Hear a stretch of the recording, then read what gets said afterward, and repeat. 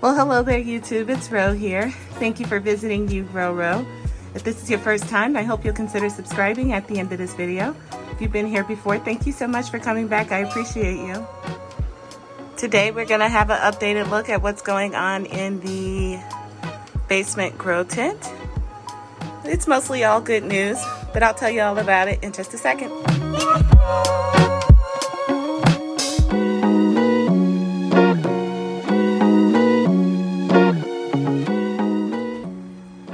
So today I thought we'd start off with the newcomers, and we have a few. First up is this Ponderosa lemon. I picked this up at a plant sale in my old neighborhood. It was kind of like a street sale they were doing, and there were different companies inside of the local businesses, and this guy was there. He had all kinds of things I wouldn't normally find, and so I grabbed this for 25 bucks, I think it was, and it's not looking great. I forgot it was down here and didn't water it, so I lost a lot of flowers, and it had one fruit on it. I lost that as well. We'll see if I can recover from that. I did put a reminder in my phone now so I don't forget until I get used to having it that I need to water this. But this is a Ponderosa lemon. I'm quite excited about it. These flowers are so fragrant. When I came down in the basement, it smelled so sweet and so fruity. Oh, wonderful. Okay, on to our next newbie. Down here is an oldie but goodie. This is a clone of that 42-day tomato that I had. Crimson Sprinter. This is a clone of the Crimson Sprinter that I grew, I don't know, a couple months ago indoors, and I finally potted it up. I am planning on putting some lettuces or kale in those empty pods here the next day or so, but yeah, that's looking really good. You never have too many tomato plants, guys. And my final newbie is down here. This is a first time growing it. This is the Purple Rain tomato. I got the seeds from Baker Creek. It's coming along really nicely. I got a light set up above it. Real good. It's in my root farm. And it's looking really good. I'm quite pleased with it.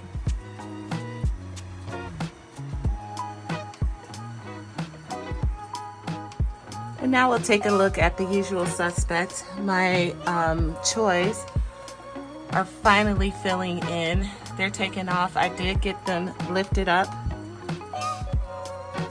They're on my yoga blocks, my old yoga blocks, to get them closer to the light. And that did the trick. I should have did it, weeks ago. But whatever, better late than never. And so now these are doing fantastic. Meanwhile, on the other side, things have dried up over there. I need to pull that unit out and replant it and start over. But the tomato that's in it is doing wonderfully. I think that was a veranda tomato. I'm not sure. It's got plenty of fruits on it, but they're not changing just yet. They will though. I'm pretty positive that one's gonna hang in there. And then I got my little tiny pepper farm happening over here. All's well in this land. My Fresno here. Still flowering, no fruits just yet, but they're coming. And then here, my red nibbler is loaded.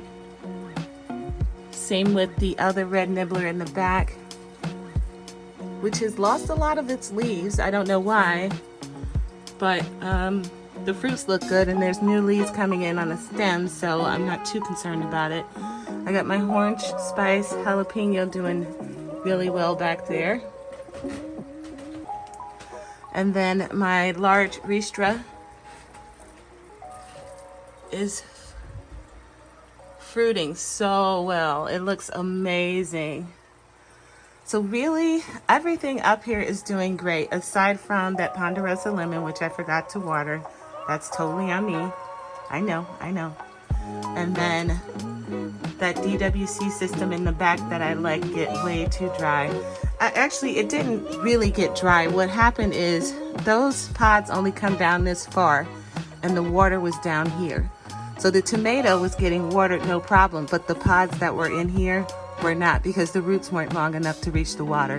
And so everything that was over there dried up aside from that tomato. So, but remedy figured out.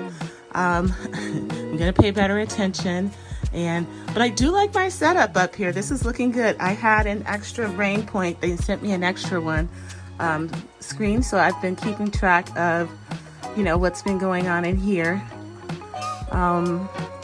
So that looks good.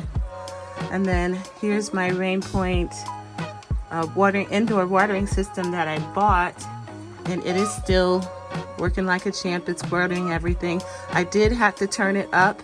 I was only watering these plants, having that water the plants for 30 seconds every, I think, 5 days or so. I have bumped that up tremendously because these plants are huge now. So I've bumped that up to 1 minute every 2 days and 6 hours, I think it is, or something, which is pulling water from this unit here. So I definitely have to keep that one topped off because that's watering all of that, except for the ponderosa. But, you know, I've made the adjustments and nothing suffered over here, at least not in the pepper farm, from being underwatered, and neither did the choys. I did good.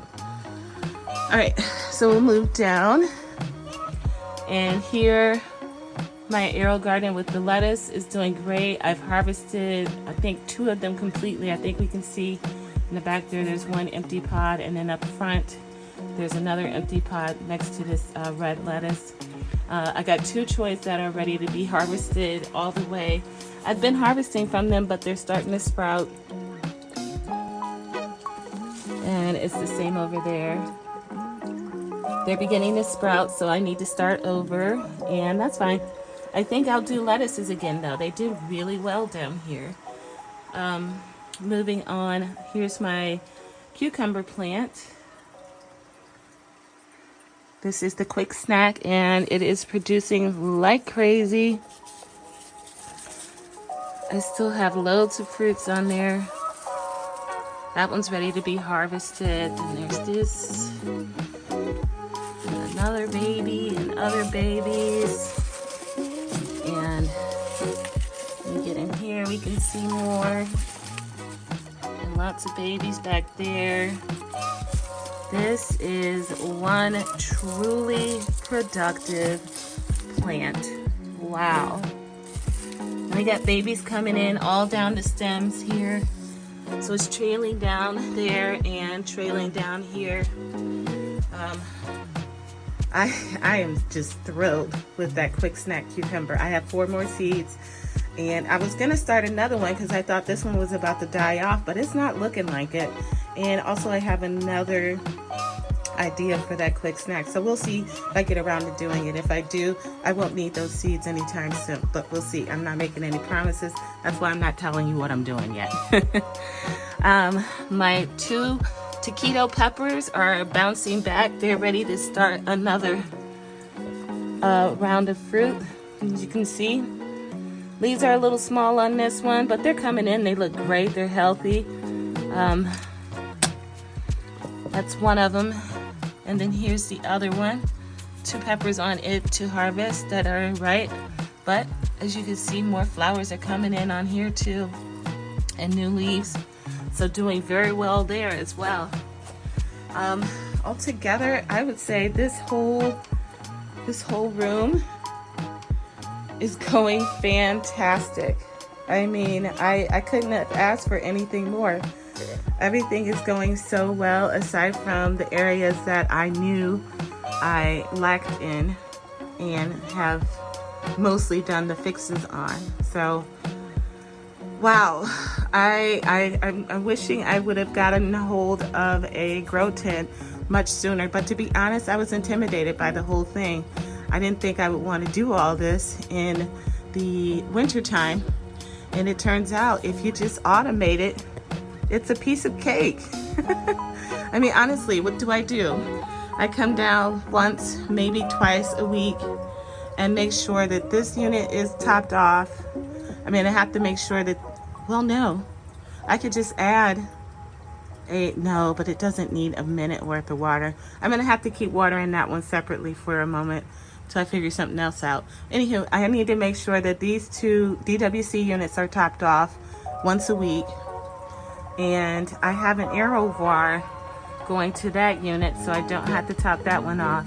And then I'm gonna be checking these two. So I'll come down here once a week and make sure that those 1, 2, 3, and 4 units have water.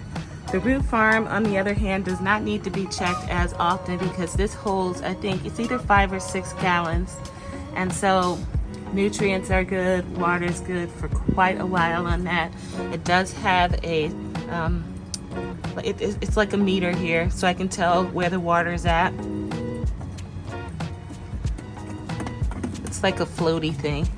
So water's doing great in there, and other than that, everything is really well managed on its own. The lights are on a timer as well. And let's see, so those lights are on a timer, as is this light for this plant. It's now on a timer. The Aero Gardens obviously have a timer. And then my fan, I just keep this on all the time.